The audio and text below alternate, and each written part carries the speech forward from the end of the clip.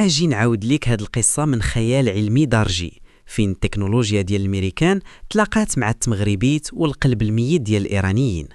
عملية السيستم اللي ما كيتفهمش.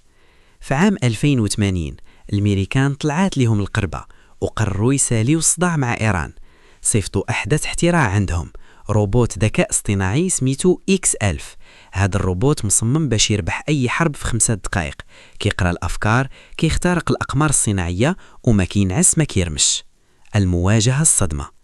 الروبوت X1000 دخل الاجواء الايرانيه وبدا كيدير سكان للرادارات. هنا بدات المشاكل. فخ الريزو. الروبوت حاول يدخل الشبكه ديال الويفي ديال وزاره الدفاع الايرانيه باش يسرق الاسرار. لقى الريزو فيه شرطه وحده وبقى حابس في لودينغ لمده يومين. الروبوت سخن وبدا كيخرج منه الدخان، والسيستم ديالو عطاه ميساج: المرجو اعاده التعبئه، الرصيد لا يكفي حتى باش تفرقع قرطاسه. لغز التعارف. الروبوت تنصت على مكالمه بين جوج عساكر ايرانيين، واحد قال الاخر: قربانة بارم، نموت عليك نفديك. الروبوت مسكين ترجمها حرفيا ويسحب ليه الايرانيين عندهم سلاح انتحاري بيولوجي كيقضي على البشر بالحب. دار ميزاجور باش يفهم وما لقى والو في جوجل. الضربه القاضيه، خطه عباس.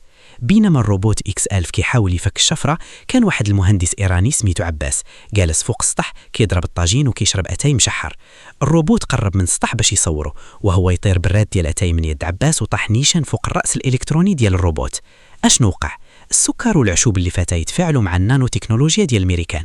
الروبوت تبلبل وبدا كيغمي لاله فاطمه بالدرجه بقدره قادر، وكيصيفط التقارير للبنتاغون كيقول لهم: دراري هاد الناس عندهم واحد السلاح سميتو النيه واتاي بالنعناع، هادشي هرب لينا عليه هادوك الامريكان، انا غنبقى هنا نعلمهم الماشين ليرنينغ وهما يعلموني كيفاش نصاوب الشباكيه.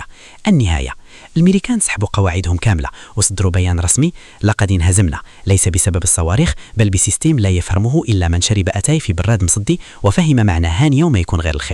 مود ديال الضحك. واش بغيتي نتخيلوا كيفاش غتكون اول رحله للمغاربه لكوكب المريخ؟